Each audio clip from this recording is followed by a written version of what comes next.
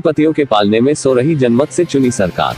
Shiv Singh. Janata Dal secular के प्रदेश अध्यक्ष Shiv Singh advocate ने कहा कि आज जनमत से चुनी सरकार पूंजीपतियों के पालने में सो रही है। सरकार को 135 करोड़ देशवासियों से प्रेम नहीं रह गया। देश का पूंजीपतिकरण अदानी अंबानीकरण हो चुका है, जबकि संविधान में आर्टिकल 2, 1, 3, 7, 3, 8, 3, 9 और 300 के रहते केंद्र सरकार निजीकरण नहीं कर सकती और न ही निजीकरण पर कोई कानून बना सकती।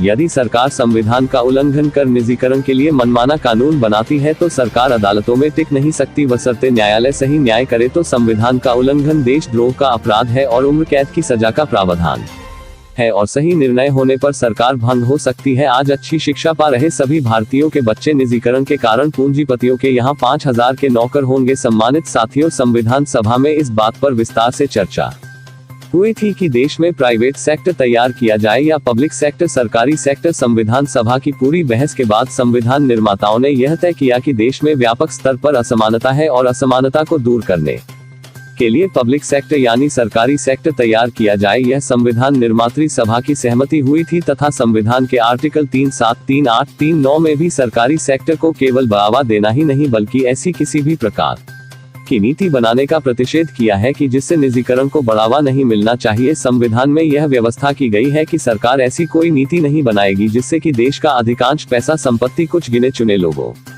के हाथों में इकट्ठा हो जाए। इसके बाद संविधान में 42वां संशोधन आया जिसे माननीय सुप्रीम कोर्ट में चुनौती दी गई। इसमें भी इस केस को गोरखनाथ केस के नाम से जाना जाता है। इसमें भी यही कहा गया कि असमानता को दूर करने के लिए निजीकरण के बजाय सरकारी सेक्टर को बढ़ावा दिया जाए। यही नहीं बल्कि इंदिरा साहनी के निर्णय में भी माननीय सर्वोच्च न्यायालय ने संविधान के इन आर्टिकल्स को व्यापक जनहित में मानते हुए बिल्कुल सही माना। संविधान में इन आर्टिकल्स के रहते हुए केंद्र सरकार कोई भी ऐसा कानून नहीं बना सकती है जो कि देश के 135 करोड़ लोगों के खिलाफ हो और गिने चुने उद्योगपतियों को इसका फायदा मिले। संविधान में निजीकरण की इस बात के लिए मना किया गया है, जबकि आज सरकार सरकारी सेक्टर को निजी हाथों में बेच रही है और ऐसी स्थिति में भारत की कंपनियों के साथ मिलकर विदेशी कंपनियां भी खरीद सकती हैं। इससे देश गुलाम भी हो सकता है। अतः इससे आर्टिकल 300 का भी उल्लंघन हो रहा है और विश्व बैंक की अनेकों रिपोर्टों में यह भी स्पष्ट हो गया है कि निजीकरण से देश में असमानता फैलती है। निजी उद्योगों में लोगों को पूर्ण वेतन नहीं मिलता है और कर्मचारियों से अधिक काम लिया जाता है तथा पेंशन और स्वास्थ्य जैसी अनेकों बुनियादी सुविधाओं से कर्मचारियों को वंचित रखा जाता है, जबकि सरकारी सेक्टरों में पेंशन, भविष्य निधि तथा चिकित्सा सुविधा और बीमा आदि अनेकों सुविधा प्रदत्त होती है और काम के निर्धारित घंटे होते हैं, जबकि निजी क्षेत्र में किसी भी प्रकार की कोई गारंटी नहीं होती है।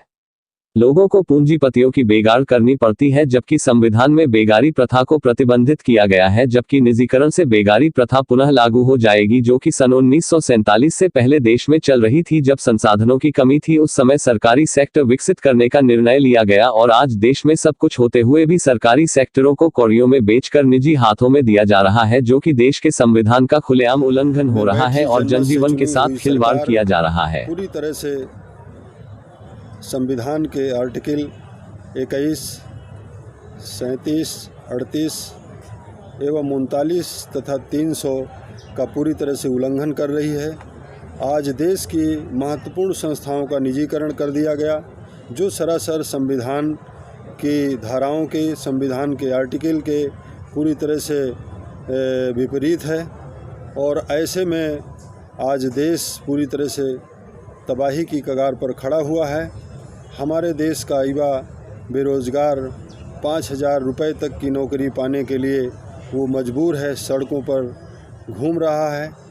तमाम डिग्रियां हासिल करने के बाद भी आज वो आत्महत्या की कगार पर खड़ा हुआ है। वो पूरी तरह से जो भी सरकार है और वो पूंजीपतियों की सरकार है और देश का पूंजीपतिकरण एवं अडानी अंबानीकरण हो चुका है। आज हमें इस देश को बचाने के लिए सरकार के खिलाफ जन आंदोलन चलाने की ज़रूरत है, तभी हम देश को बचा सकते हैं और देश के संविधान की रक्षा कर सकते हैं।